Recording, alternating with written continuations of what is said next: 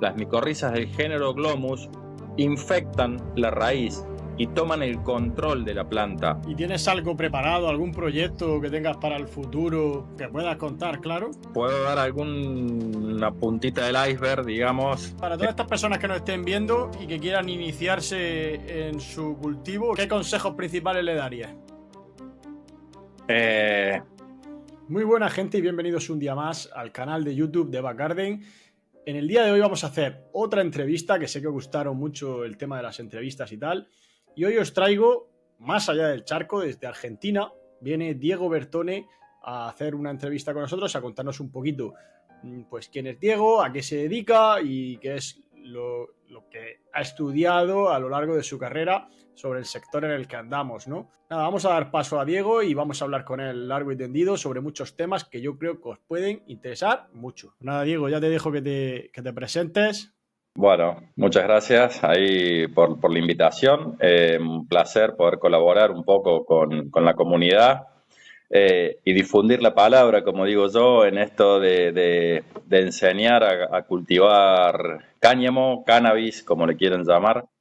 Y bueno, ya mi nombre lo has dicho, soy de Argentina, estudié muchas cosas, creo que lo que más me puede definir es ser curioso.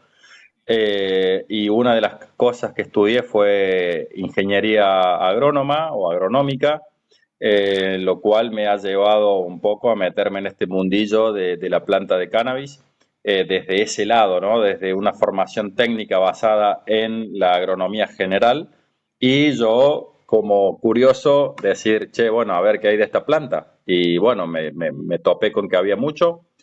También tengo 20 años de tatuador, tengo oficio de cocinero, técnico en producción e industrialización láctea, que son papeles o partes de mi historia de oficio que he tenido. Y bueno, he intentado hacer muchas cuestiones y aquí estamos, o sea, hoy eh, como ser humano aprendiendo en este planeta con un tránsito lindo, interesante desde mi punto de vista. Siempre me he rascado donde me pica, entonces Siempre probando, ¿no? Una cosa tras otra y aprendiendo a base de errores también, ¿no? creo que es la base. Como dije, cagarla en mis videos. Hay uno en mi canal de TikTok en donde puedes ver que te invito a que la casquemos, como dicen allá, porque de ahí aprendemos. A veces nos va bien y otras veces aprendemos. Y está bueno ver eso porque el error es creo que el mayor maestro.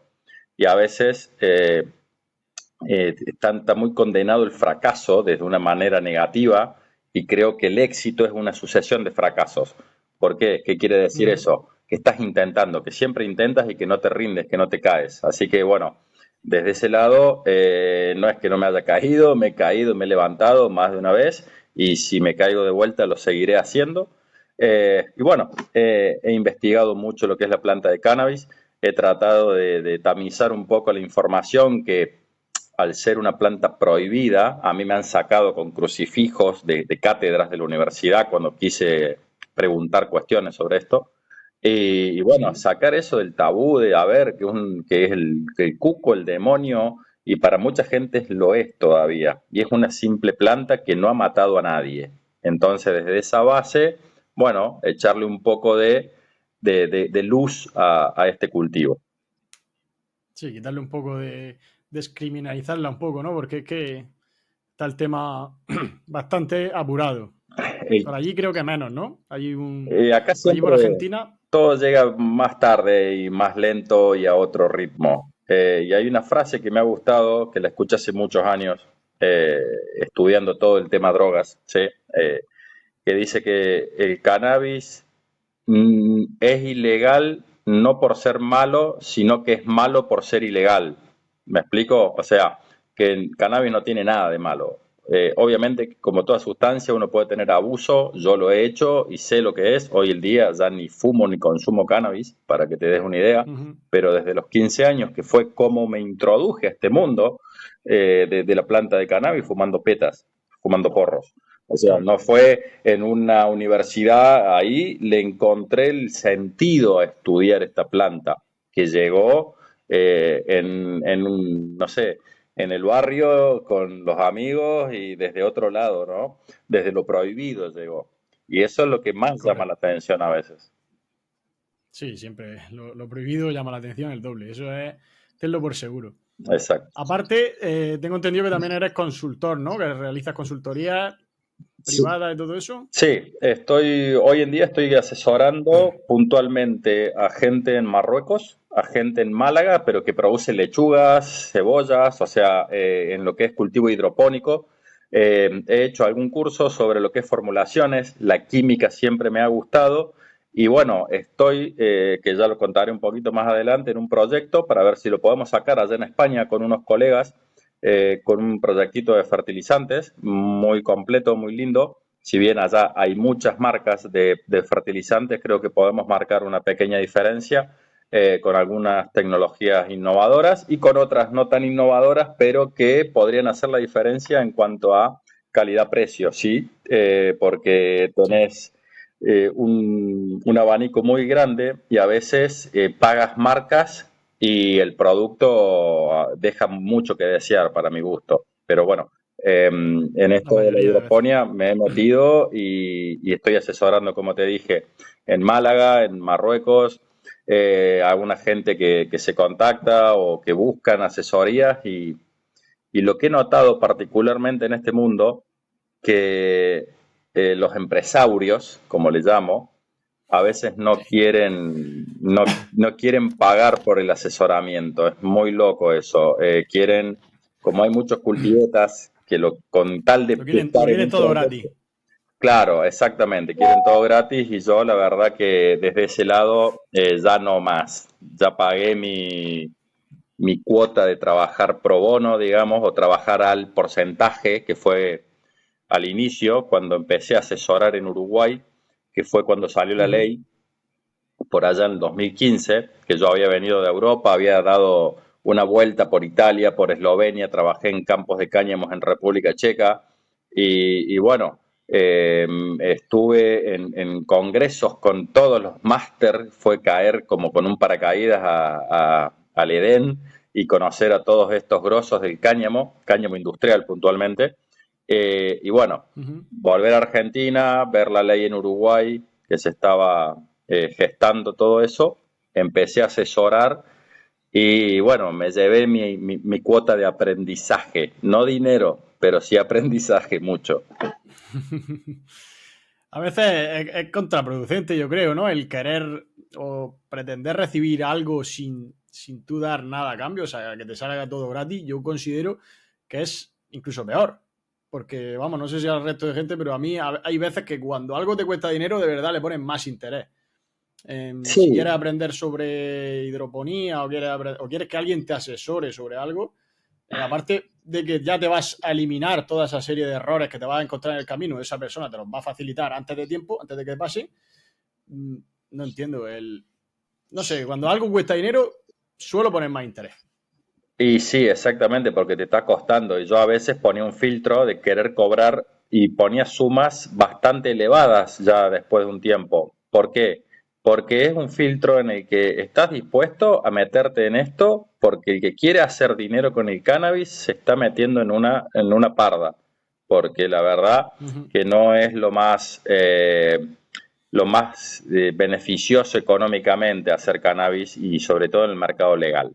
O sea, muchas empresas se funden en ese intentar ser los primeros, que he visto, no sé, muchos primeros, un montón de primeros, cada vez salían más en los periódicos, la primera empresa, mierda, ¿cuántos entran en el podio del primero, no? Y bueno, sí, sí, sí. eso a veces sale caro y esperar las leyes comerciales, los impuestos, y he visto muchas empresas quedar en el camino por eso, por no pagar bien a los empleados, por no llevar una perspectiva lógica comercial, ¿sí? Sabiendo que es una industria de alto riesgo y que, bueno, que si no le pagas sobre todo bien a tu gente que te va a producir tu industria, ya la estás Ujú, cagando de entrada, creo. literalmente. Sí, eso. Vale, pues ya que estás comentando el tema este del cáñamo industrial, ya me gustaría preguntarte que si nos puedes explicar cuál es la diferencia entre precisamente el cáñamo industrial destinado a uso medicinal. ¿Qué diferencias hay, por ejemplo, entre el CBD y el cannabis de toda la vida? Vale. Mi punto de vista es muy técnico y muy botánico, diría. Toda planta tiene un nombre científico y un nombre común o vulgar, ¿sí?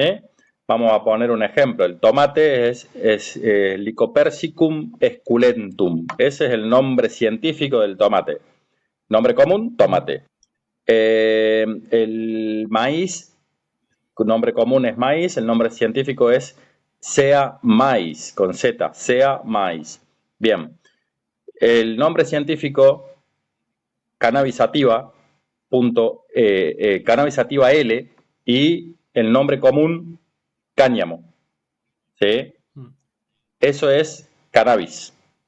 Luego, dentro de cannabis tenemos subtipos o subespecies, que es cannabis sativa sativa, cannabis sativa indica, cannabis sativa ruderalis, cannabis sativa afghani, ¿sí? Y hay gente que hasta en 15 la ha clasificado a las diferentes cannabis. Pero bueno, nos podemos quedar con las tres comunes, que es sativa, indica y ruderalis. Las más comunes, la afghani también está tipificada y diferenciada, que gracias a ese trabajo del pueblo afgano derivan las variedades de cultivo indoor, ¿sí? Porque ellos adaptaron al cultivo hortícola el cannabis para la producción del hash, ¿sí? Pero en esa adaptación, la selección de ellos hizo que sea posible luego el cultivo indoor. Y esto se lo agradezco a Franco Casalone, un italiano, un gurú conocido ahí en Europa, que ya falleció. Un saludo al cielo y un agradecimiento, que lo pude conocer ahí en Barcelona puntualmente, a Franco. Y en su libro sale esto de el cannabis afgano. Volviendo al tema de la clasificación o de qué diferencias hay, las diferencias son entre cáñamo industrial y la marihuana. Es una diferenciación o clasificación jurista o legal que se inventó en 1961, ¿sí? Por la comisión que trató la ley de estupefacientes o de todas las sustancias, y ahí separaron lo que era la marihuana, que si se quería cultivar de manera medicinal tenía que seguir los protocolos del opio, o sea que desde 1961 ya había una forma de cultivar cannabis medicinal. Todo lo nuevo en reglamentación es un invento, ya desde ese gran invento, ¿no? Y todo lo que era cáñamo industrial se podía cultivar de manera voluntaria a la legislación de cada país. La diferencia principal es que el cannabis para cáñamo industrial tiene que tener menos del 0,3% de THC. Y todo el resto que tenga más, ahora han puesto el 1%, ¿sí? Todo esto que tenga más de THC se lo considera marihuana o narcótico o droga o medicinal, porque Droga. el THC es medicinal, ¿sí? Sí, claro, hay que distinguir eso de los distintos cannabinoides que contiene, ¿no? Lo que Hay te más de quieres referir. 160 cannabinoides, para que nos demos una idea, y el que hacen problema es por uno solo, que se sabe que es antitumoral. Sí, correcto. Hace poco tuve yo una mala experiencia con eso también, con el tema de los cannabinoides, la distinción de la ley que hacen hacia ellos, porque resulta que el test este que hacen, que se pone de color morado, eso distingue solo, solo detecta la presencia de cannabinoides, no detecta qué tipo de cannabinoide lleva. Entonces, hace falta un test un poco más preciso para determinar qué tipo de sustancias tenemos. Y pues, Claro, lamentablemente allí en Argentina no sé cómo está, pero aquí en España todavía está todo ese tema atrasado. O sea, mira, acá todavía no la han puesto parda con el tema de los test y eso, pero están, ya sé que en algunos lugares están esos test de reactivos rápidos, pero vale, o sea, acá el problema que te tienes que identificar como enfermo para poder tener tus plantas de cannabis. Y eso me parece completamente hipócrita y retrasante. O sea, retrasa en lo que es ¿Cómo era el eh, Reprocan Reprocan. era El Reprocan es un Reprocan? registro de usuarios medicinales de cannabis y la verdad que me parece nefasto eso en cuanto a por qué los fumadores de tabaco no se registran en algo, porque el tabaco los enferma, o los consumidores de Ujú. alcohol, por qué no salen en una lista que si luego cambian las normas de juego o la reglamentación, ellos van a tener la lista de dónde ir a buscar a la gente que cultiva su planta. Y con esto de la prohibición, que creo que lo decía Antonio Escotado, un español al que admiro mucho, que ya también nos dejó, con la prohibición y la ley anti el cannabis puntualmente, se persiguen agricultores, no se persiguen traficantes, no se persiguen a gente que esté lavando dinero o que esté en el negocio sucio, se persigue Ujú. agricultores. ¿Hay oportunidades de desarrollo allí o no hay perspectiva de nada? Con el cambio de gobierno, la verdad que ha sido un freno, un parate y todo lo que se ha hecho, lo que se está produciendo es en base a empresas ligadas a las provincias, a los estados provinciales, lo cual me parece muy hipócrita también, o sea, porque se están quedando con un monopolio o si no, oligopolio, en el Ujú. que ponen todos los recursos de las provincias a producir algo y los beneficios dónde van, dónde queda el dinero ese. Y la verdad que es muy poco claro, muy turbio que una provincia primero te perseguía o que un estado te persiga por cultivar una Ujú. planta y ahora que la produzcan ellos. Y si tú no tienes los papeles, tú eres del bando criminal, pero ellos son los buenos. O sea que lo veo todavía muy atrasado al tema. Pero con el ReproCam puedes Ujú. tener tus plantas y transportar 40 gramos de flores o 6 goteros de cannabis sin que te pase nada. Lo cual eso te puedo decir que sí es un salvoconducto que trae un poco de tranquilidad marcando estos puntos de que si te tienes que declarar enfermo para consumir una planta, ¿sí? Ujú. Vale, pues ya vamos a cambiar un poquito de tema. Dejamos un poco de lado la política, que la política para los políticos. Nosotros vamos a hablar de cultivo y todo eso. Vale. En varios vídeos de TikTok y todo eso me sale mucho una forma de cultivar allí, que lo llamáis unas luces, le llaman galponeras. Imagino que son luces LED. Me sale un chaval que hace movidas con galponeras y las monta en serie, hace inventos chulos. ¿Cómo está el cultivo en LED por allí? ¿Qué opinas tú en general del cultivo con LED? Bien, la tecnología LED vino a mejorar la eficiencia de lo que es la iluminación, o sea, los watts dados a una lámpara y cuánta luz entregan esas lámparas. Eh, Comparándolos con el sodio, ¿sí? Lo que ha aumentado es mucho la eficiencia porque el sodio o los vapores de mercurio, los halogenuros metálicos, producían mucho calor. Entonces, esas tecnologías, si bien si vas a cultivar en algún lugar frío, vienen bien los sodios todavía. Si vas a cultivar en lugares donde hace 0 grados o 15 o máximo 15 grados, los sodios van a darte calor y por lo tanto tienen todavía un uso lógico, pero el LED lo que hace es, por cada watt que tú eh, pones en pagas de luz, vas a tener mejor retorno si obviamente tienes todas las otras condiciones bien pulidas. Así que eso tiene muy buena perspectiva, han avanzado mucho las luces LED, van a tener un techo, pero ese techo la verdad que ya es una magia en cuanto a eficiencia energética. Han Ujú. pasado aquí el tema de las galponeras puntualmente. El cultivo en Argentina se da en una precariedad muy grande. Acá todo, como tenemos fama, lo atamos con alambre. Entonces, las luces galponeras que tienen buena eficiencia y tú puedes elegir el espectro si luz fría o luz cálida, ya con eso puedes sacar una cosecha digna para una persona, un pibe de barrio que no tiene recursos, les vale para tener sus plantas y meterse en el mundo. Yo lo que digo, si vas a cultivar profesionalmente, si te vas a meter en un proyecto, no metas galponeras, porque la verdad que desde las instalaciones son mucho más complejas hasta el manejo de las recetas de luz que hay, que son recetas porque tienes que tirar un tanto por ciento de azul, un tanto por ciento de rojo, de infrarrojo, que las galponeras no lo tienen bien balanceado. Nada, recomiendo que vayas a luces profesionales de cultivo. Pero si estás en tu casa, nunca cultivaste y querés cultivar y que la boleta no venga muy abultada, con las galponeras vas a empezar y ese chico que hace los soportes ha sido muy Sí. inteligente y lo admiro porque ha dado una solución para poder conectar 4 o 5 lámparas de estas que son económicas en una manera a enroscarla en un solo portalámpara, digamos. Así que está bueno.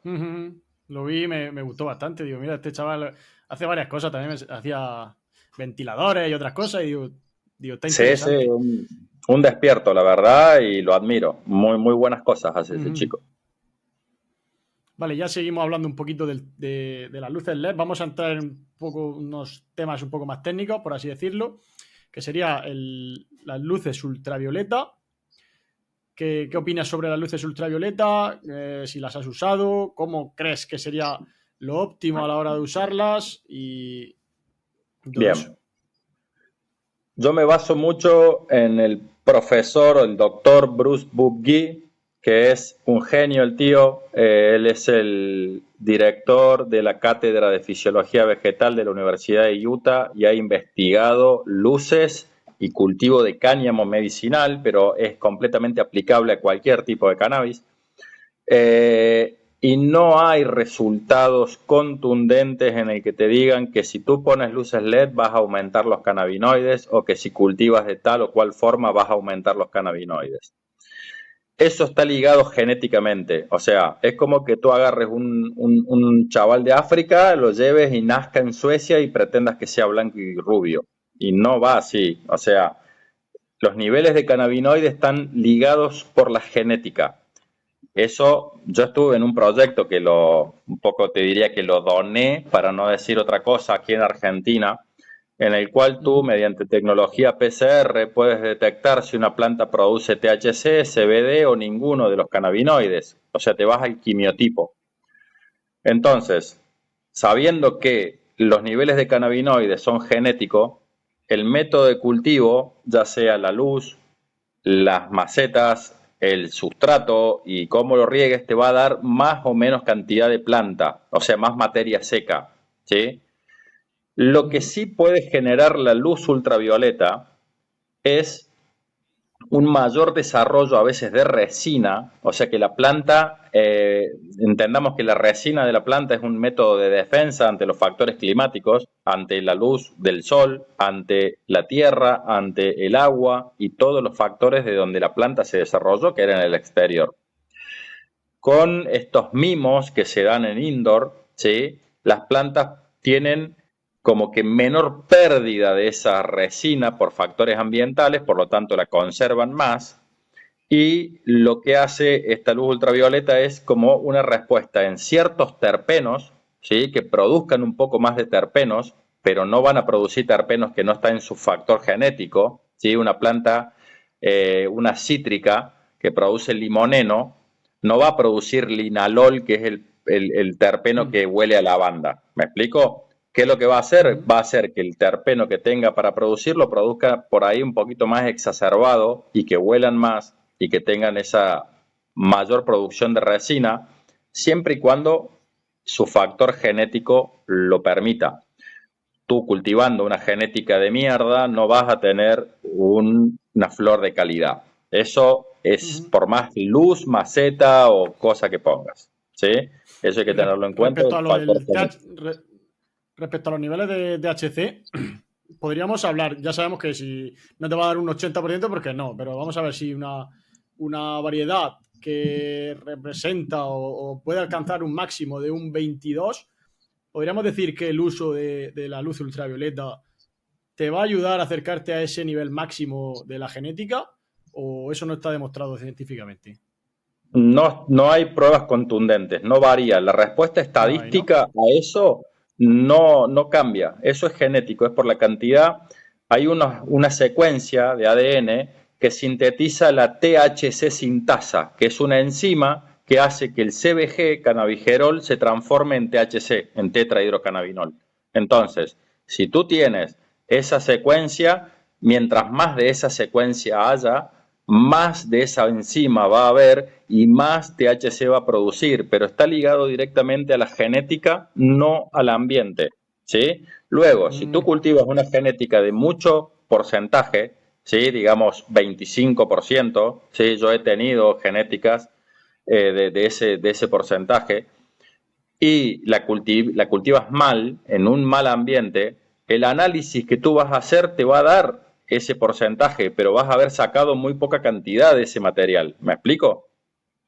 ujú, Eh, o sea, va más ligado a cómo produce, a la cantidad de biomasa que tú produces, la forma de cultivo, que la planta crezca, crezca, crezca, porque está en un ambiente favorable y todo su material va a tener ese porcentaje de THC o de CBD, y ujú. que si cultivas mal vas a tener un ambiente de estrés, que no tenga dióxido de carbono o que tenga la ultravioleta, pero que no tenga los otros factores bien ajustados, es como que vas a tener poca cantidad de material, pero con una buena concentración de cannabinoides. Pero vas a tener poco. ¿Me explico? La cuestión es rendimientos gramos por watt. Ujú. Y partiendo, bueno, desarrollando sobre este mismo tema, aparte de las luces ultravioleta, también están las luces de los rojos lejanos que le llaman, o el efecto Emerson, este que está tan de moda también ahora. Eh, ¿Qué beneficios tiene en realidad aplicar luz roja en el cultivo o es contraproducente? Mira, Eh, hay dos tipos de fotosistemas, fotosistema uno y 2, ¿sí? Eso es lo que se divide la fotosíntesis. Son dos etapas, en realidad son 23 pasos bioquímicos, pero son dos etapas bien diferenciadas, en la que la luz infrarroja es mucho más eficiente a la hora de hacer fotosíntesis. Tiene mayor incidencia en la penetración dentro de la hoja, ¿sí? Y lo que hace es que sean más eficientes esos procesos metabólicos que llevan a la producción. Entonces, eh, estos efectos de la luz infrarroja y la luz roja simulan un poco lo que sería el amanecer y el atardecer. Cuando tú ves salir el sol, lo ves salir rojizo. ¿Me explico? Porque la luz Ujú. azul queda filtrada por la atmósfera y todo lo que te llega es el rojo y el infrarrojo. Y cuando pasa el atardecer es exactamente lo mismo, o sea, se ve rojizo también por este mismo efecto de la atmósfera, es como que le ponemos un filtro. Si uno pone estas luces 20 minutos o media hora antes de prender las luces blancas, ¿sí? O las de cultivo, lo que hace es decirle a la planta que se despierte y que se prepare a dormir. O sea, si lo prendes antes de que prenda las luces blancas, la estás despertando, y si lo Ujú. prendes 20 minutos antes de que se apaguen las luces, las estás diciendo, chicas, vamos a dormir, que ya llegó la hora. La planta entra en la fase de sueño o en la fase de descanso mucho más rápidamente. A mí me ha pasado de entrar al cuarto luego, media hora luego de apagarse las luces, y todavía estaban con las hojas para arriba, que eso es, están Mm. despiertas las plantas. La planta cuando se relaja, baja las hojas, quedan como colgando para abajo y está durmiendo. Es como los animales, como nosotros animales, que vamos, dormimos y no dormimos parado corriendo o haciendo cosas, dormimos acostados. La planta Sí. entra en esa fase gracias a estas longitudes de onda. Y está bueno poderlas variar, está bueno poder regularlas, ¿sí? Que no todas las luces traen para regular el porcentaje o de azul o de rojo o infrarrojo, ¿sí? Pero las hay, ¿sí? Sí, normalmente lo traen, la traen eso. colores lo incluyen, pero de una forma fija. Hay algunos modelos, en este caso, por ejemplo, aquí en España, los modelos que traen eso aparte suelen ser más caretes. Se disparan un poco ya de precio. Claro, y una cuestión en esto de que si fuesen variables, tanto el azul, ¿sí? como el rojo y el infrarrojo, tú puedes con una misma luz vegetar y florar. Uno de los efectos que tiene la luz roja es espigar las plantas, hacer que se estiren. Entonces tú cuando le cambias a esa luz roja hace que la planta se estire un poco más y luego va a cargar más flores en ese estiramiento, sin llegar a espigarse mal, ¿no? Que quede como un palo flaco. Y el azul hace el efecto contrario, hace el efecto de achaparramiento, de mantenerlas cortas, petizas, bien los entrenudos cortos. Y eso tú lo quieres en vegetativo, que tenga un poco de azul para que las plantas queden chaparras, te ocupen menos espacio y luego, al pasarlas a flora, las estiras con este infrarrojo y rojo lejano, digamos. Muy interesante, claro. O sea, al fin y al cabo, todo lo que sea imitar el comportamiento de la naturaleza, supongo que será beneficioso, claro. Y sí, El... mientras más lo logremos, mejor es la respuesta de las plantas. Vale, pues ya que he mencionado la naturaleza, me gustaría hablar de la microvida, en este caso. Ya que hablamos de Bien. naturaleza, vamos a hablar de microvida, vamos a hablar de micorrizas, de bacterias y todo. ¿Qué opinas de todo eso? Que actualmente está de moda, por así decirlo, pero eso es más viejo que Matusalén, digamos, ¿no? Claro, mira, yo esto te voy a hacer referencia porque yo hago mucho hincapié en tres ejes fundamentales para la salud. Yo cuando estudié la carrera en agronomía, nos enseñaban cuáles eran las condiciones predisponentes para que se dé tal enfermedad, cuál era el desbalance nutricional para que se dé la enfermedad y cuáles son los patógenos que generan esa enfermedad. Bueno, pero también nos podrían enseñar que el ambiente específico para la salud, la nutrición específica para la salud y los microorganismos específicos para preservar la salud de las plantas. Entonces, este es uno de los tres ejes en los que yo hago mucho hincapié para mantener la salud de las plantas, que son los microorganismos benéficos, ¿sí? Y que son un grupo, no son dos o tres, son varios, pero los podemos dividir en dos, si quieres, que son los que viven fuera de la raíz o en la superficie y los que se infectan en la raíz, que ahí tenemos algunas tricodermas y algunas micorrizas.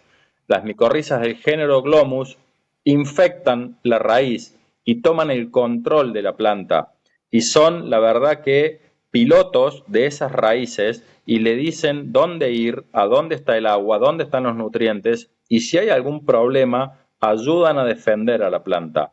¿Sí?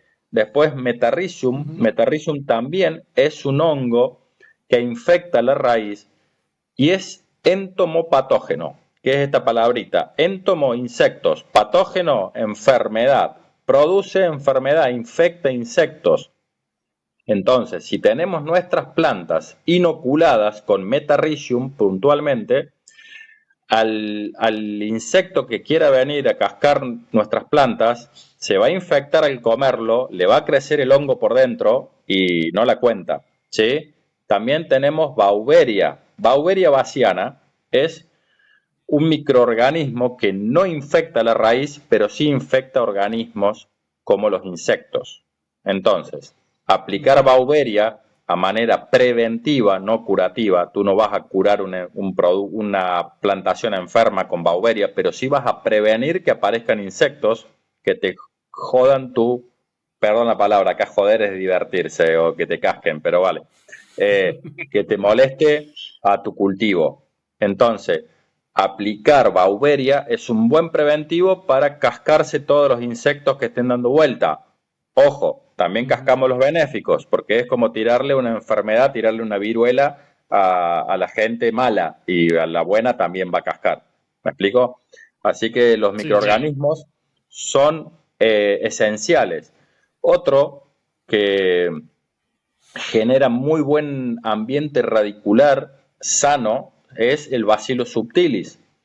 Bacillus subtilis lo tienen como que es un un antihongos o que come y mata otros hongos y es una bacteria que no mata nada, lo que sí es tragona, come mucho y toda la materia que esté dispuesta para hacer comida, Bacillus la come y genera como que productos de síntesis que hacen que la raíz esté acidificada al pH que necesita la raíz y que no crezcan otros patógenos, ¿sí? Bacillus, como que donde está Bacillus no hay patógenos, pero no es que los mate. Sí pasa con, no los come, no les hace nada, solamente come mucho y deja o sea, impide que se metan los malos del barrio, los malos de las raíces, digamos, Pythium, Phytophthora, Fusarium, Sclerotinia, todos los bichos malos. Sí hay un bacillus que se llama Amyloliquefaciens, ¿sí? Un nombre loco, pero ese sí es fungicida, ese sí mata hongos.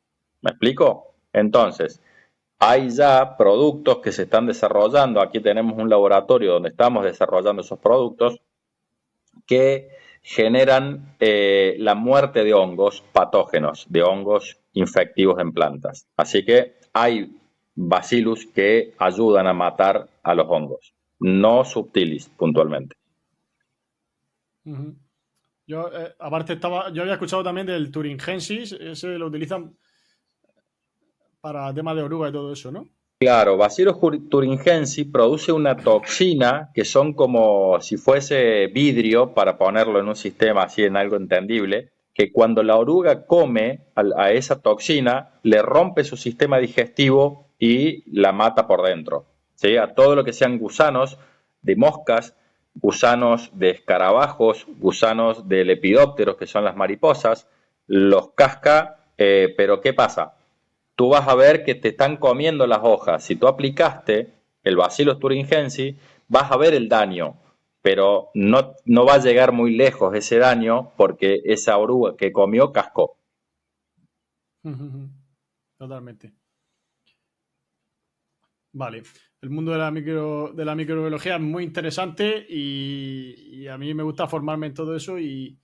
Está bueno. Yo la verdad que hago mucho hincapié en esto de aplicar microorganismos, por más que estés usando hidroponía, ¿sí? Usa microorganismos porque te van a favorecer la salud de tu cultivo.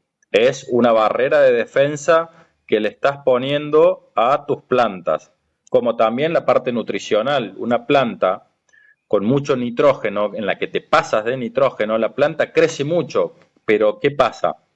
Al haber mucho nitrógeno y no estar balanceado con los otros nutrientes, genera lo que se llaman proteínas poco conjugadas, proteínas de fácil digestión para los insectos y paredes finas, y los insectos huelen eso y van, porque saben que esa planta tiene las proteínas que ellos buscan, y van a atacar esa planta débil en la que te pasas de nitrógeno sobre todo, y la van a atacar antes que a otra que esté bien nutrida.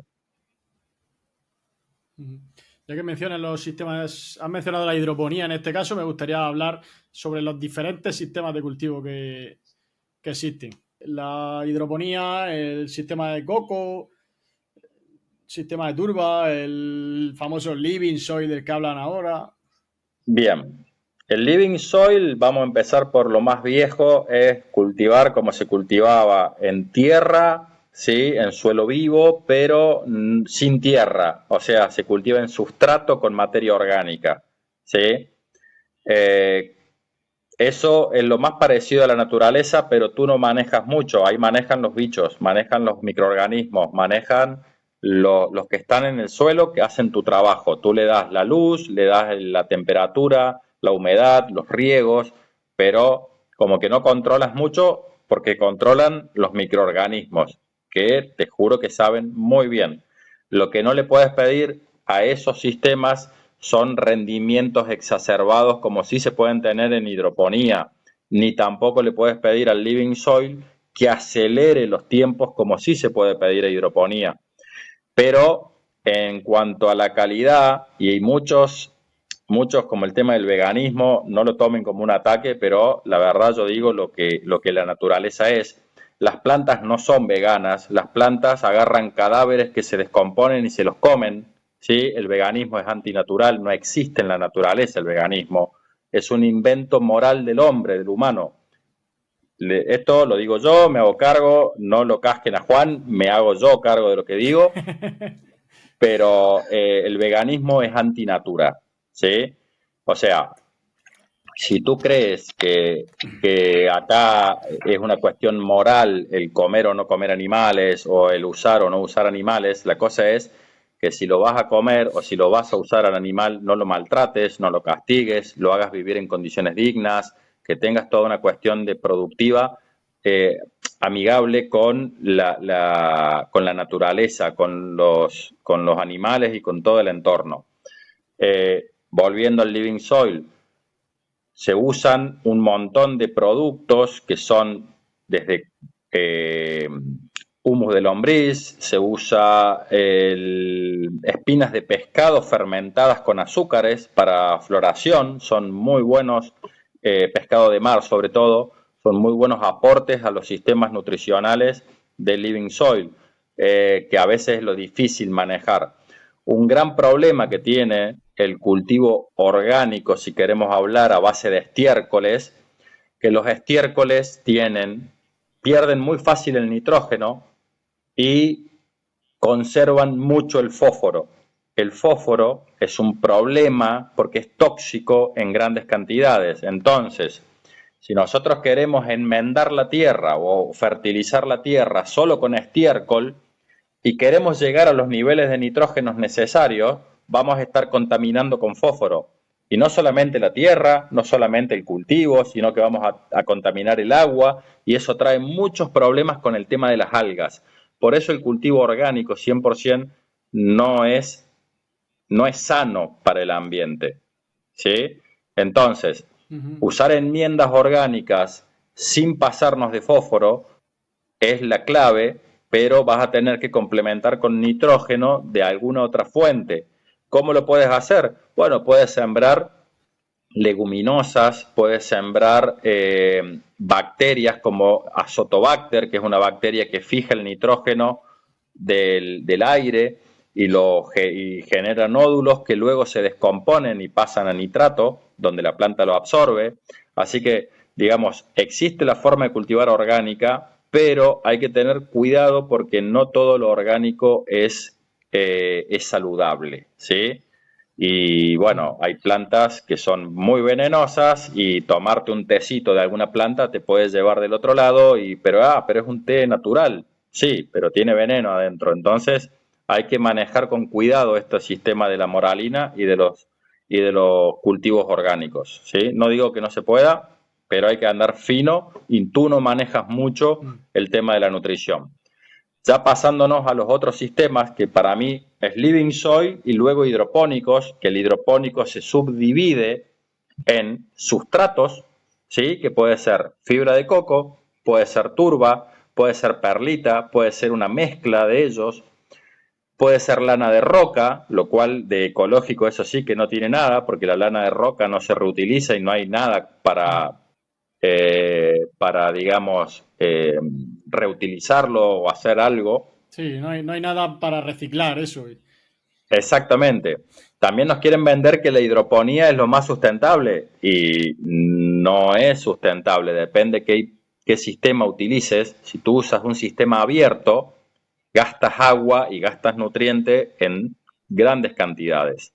Y estos excesos de plásticos, de lana de roca, terminan contaminando mucho también, ¿sí? Entonces, para mí, el sistema de sustratos en donde tú usas coco, fibra de coco, que hay que tener cuidado con la sal, porque esa fibra puede venir con mucha sal y te puede cascar el cultivo.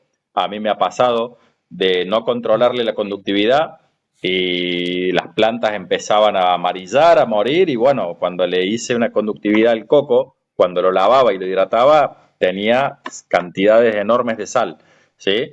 Entonces hay que tener cuidado de eso. Con la turba hay que tener cuidado con el pH. Si no está corregido, hay que corregir el pH porque es muy ácida.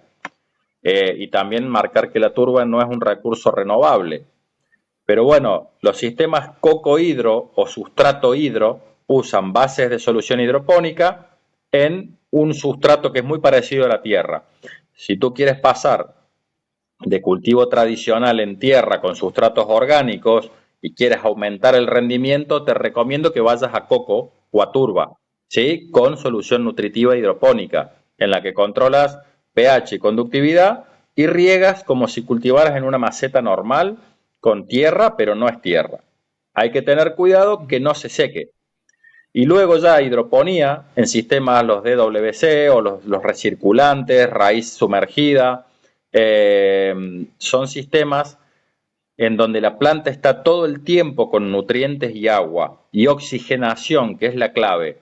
Por lo tanto, tú puedes tener rendimientos de hasta un 30% más con esos sistemas hidropónicos cerrados, donde recircula el agua y puedes adelantar una semana a lo mejor tu cosecha o hasta dos, con muy buenas condiciones ambientales y la disposición de nutrientes, tú puedes tener muy buenos resultados en cantidad, en calidad también, pero pueden empezar a expresarse a veces en estos sistemas. Los cogollos se pueden poner muy prietos, muy densos en algunas genéticas y puede empezar a haber problemas de hongo, botritis o el tema de oidio, que el oidio es un hongo que ataca en los desiertos. No hace falta mucha humedad para que ataque oidio.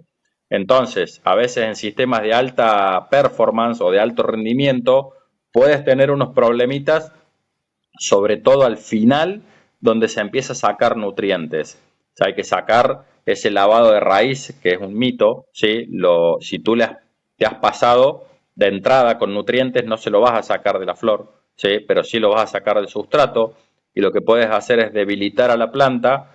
Suponte si le sacas el calcio, la planta puede presentar al final del ciclo botritis, ¿sí? ¿Por qué? Porque el calcio es uno de los pegamentos y de las barreras de defensa que tiene la planta. Así que hay que tener un cierto changüí o como decimos acá, o cintura para manejar la nutrición en los sistemas hidropónicos, pero sí son de alta producción y de mayor velocidad en esos tiempos de una planta que dura 8 semanas en floración, a lo mejor la está sacando en 7 semanas. Sí, aparte el crecimiento es mucho más explosivo. Sí, sí, sí. El que más rinde es hidroponía. Le sigue cocohidro en rendimiento, en cantidad de rendimiento. Y después living soil. ¿Sí? ¿Qué pasa? Por ahí logras unos sabores espectaculares en living soil que si no manejas bien la nutrición en hidroponía, te va a costar un poco lograrlos. Pero sí se pueden lograr sabores ricos, sabores naturales con hidroponía. Que hay gente que dice que no, que eso sabe a metal. Si sabe a metal es porque te has pasado con la nutrición, no es por otra cosa. Ujú. Vale. Vale. He estado por ahí investigando un poco por tu LinkedIn y todo eso y he visto que has tocado algo de tema de derivados a partir del cáñamo. Sobre todo algo de temas de harina y todo eso. Me gustaría que nos contaras de primera mano Vale. cómo fue tu experiencia. Bien, yo una de las cosas que más investigué en mi carrera fue el cáñamo industrial, ¿sí? Porque es un producto, un cultivo que puede transformarse en 25.000 productos de industria. O sea, y no es que estoy diciendo un número grande para impresionar. Se transforma en muchos productos. Se pueden hacer combustibles, se pueden hacer biogás, biodiesel y bioetanol a partir de un ciclo de cultivo. Se puede hacer papel, se puede hacer alimentos, se puede hacer de todo, aceite comestible de muy buena calidad. Acá hago un paréntesis, los aceites vegetales son veneno para la salud. ¿Sí? Consumir los aceites vegetales se utilizaban como aceite de maquinaria. Lo más sano es comer grasas animales o aceite de oliva o aceite de cáñamo o aceite de coco. Son los únicos aceites que son saludables para el cuerpo humano. Con el tema de la harina de cáñamo, es un subproducto cuando se prensa la semilla, ¿sí? Se obtiene el aceite, que tiene mucho omega 3, omega 6 y omega 9, que son antiinflamatorios, están en un muy buen balance, por eso digo que es bueno ese aceite, y se obtiene un subproducto que es el expeller. Es un choricito que tiene 50% de proteína y al molerlo se hace harina. Esa harina se puede usar tranquilamente en cualquier proceso de panificación o de incorporar a las pastas, ¿sí? Suponte, se puede hacer masa para pizzas o pastas. Puntualmente, en una de mis vueltas que he tenido la suerte de dar por Europa, había ido a volar a los Alpes en parapente, porque tengo ese hobby, digamos, y en un Ujú. supermercado encontré harina de cáñamo. Ya había comprado, la había traído, pero encontré en un súper, entonces dije, bueno, aquí avanzan rápido, están avanzando a pasos agigantados. Y me traje esta harina, unos paquetitos, y con un profesor de la Universidad de Córdoba, el profesor Alberto E. del León, que es un investigador superior del CONICET, es un genio el tipo, la verdad. Él está a cargo del CECIT. CECIT es un centro donde investigan todo lo que son las tecnologías de trigo y derivados, todo lo que es el trigo y la harina.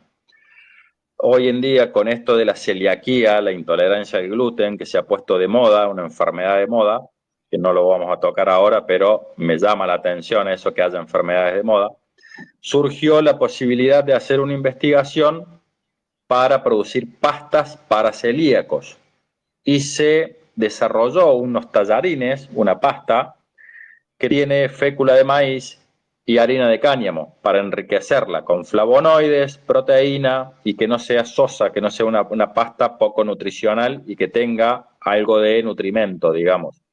Y bueno, los resultados fueron bastante prometedores y se llegó a tener una publicación en una revista internacional. Así que bueno, en mi LinkedIn está el paper, está la información Ujú. y bueno, en el CECIT es donde ellos han desarrollado toda la investigación pura y dura. Yo fui el facilitador estando con estos materiales, digamos, por curiosidad y pudimos hacer ese desarrollo el cual no es menor. Entonces, estuvo muy bueno. Ujú. ¿Y tienes algo preparado, algún proyecto que tengas para el futuro o algo en lo que estés trabajando que puedas contar, claro? Mira, puedo dar alguna puntita del iceberg, digamos, que estamos desarrollando un proyecto de fertilizantes para España. La idea es lanzarlo allá. Hace 2 años que venimos, estamos en etapas de desarrollo y de búsqueda de inversores, porque no es menor la inversión, estamos en eso. Ya tenemos bastante avanzado todo esto y la idea es traer algunas tecnologías disruptivas en cuanto a la nutrición, ¿sí? Con tecnologías de punta que no son muy novedosas o están siendo novedad hoy en día, y también apuntar a lo que ya el mercado pide, que es las soluciones hidropónicas. Ahora yo me estoy yendo a Marruecos, si todo va bien, a desarrollarle los planes nutricionales a algunas producciones allá, en donde yo les vendo el paquete, pero la idea es poderlo bajar en productos bajo una marca ahí en España. Así que bueno, ya cuando estemos más avanzados y tengamos algunos registros caminados, vamos a poder dar un poquito de novedad sobre esto y te da por seguro que te voy a llevar los productos ahí, vas a ser uno de los bros que lo va a tener de primera Seguro. mano para que lo pruebes. Tú cuenta con nosotros que para lo que te haga falta. Vale, gracias. Vale, pues vamos a ir terminando. Tengo una última pregunta Vale. que sería, ¿has escuchado hablar del tema del el fotoperiodo este de que dan 12 horas de luz, descansan 5 y medio, 1 hora de luz y otra 5 y medio? Sí, sí, sí. Yo lo conocía como el fotoperiodo de Pietri, ¿sí? Se lo escuché al dueño de la cerveza Canavia que hace del año 96 que está dando vuelta ahí esa cerveza, un gran amigo, Alfredo, te mando un saludo, eh, y lo pude experimentar en Uruguay, y lo pude enlazar a los fundamentos de por qué funciona, ¿sí? En plantas, en tipos de plantas, tenemos dos tipos en cuanto a cómo florecen. plantas de días cortos y plantas de días largos, ¿sí?